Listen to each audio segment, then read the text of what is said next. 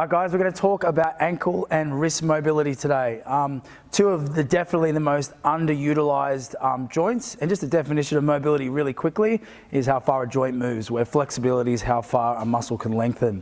So we're going to start off with the wrist with Brendan here. We're going to start off in a hands and knees position, sort of like a cat-cow in yoga. So Brendan, might get you to turn around to the side, thank you.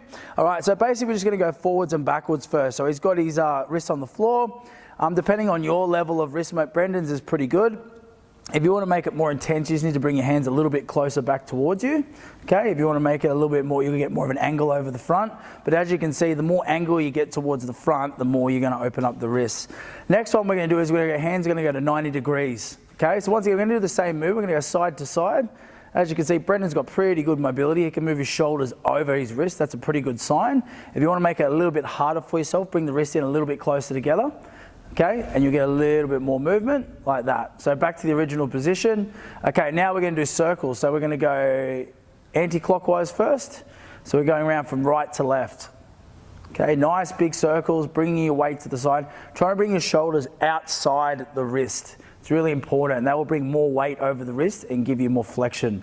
Now he's going to go back to clockwise the other way. Always try and keep it even. Anything to do with mobility and flexibility, one of the biggest things you always want to try and learn is having balance. So if you've got one side tighter than the other, stretch it more. For example, with your hands, with your wrists, generally you want to do even circles aside. Now Brendan's going to turn the hands around 180 degrees now.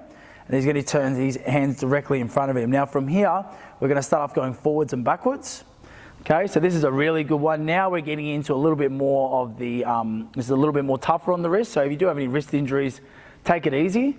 But this is a great wrist mobility. If you can go pretty much straight to this one, your wrists are super flexible, you get a lot more movement. Now Brendan's going to keep his hands in a 180 degree angle and he's going to do circles. Okay, so this is really intense.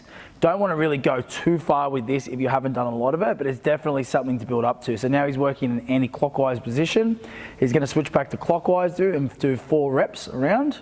There's 1 because he's done 4 on the other side. 2, 3, last one, and 4. The last one he's going to do is going to have his palms down into the floor. Now this is the most, okay, this is definitely the most intense one, so take it easy. If you haven't seen Brendan, he's got quite flexible wrists. If you actually have a look, he can get his palms, his back of his hand, his wrist flat to the floor. But this is definitely the most intense one, so take it easy. It's a scale of 1 to 4. The first one we did was quite light. Second one we did was the next hardest. Third one we did was hardest. Fourth one is hard again. So we'll start from the start. Brendan, just do a recap. Okay, so this is from your cat-cow position. Okay, forwards and backwards. Next one, hands at 90 degrees. Side to side and with circles. That's it. All right, hands at 180, a little bit more intense. Okay, forwards and backwards. And circles.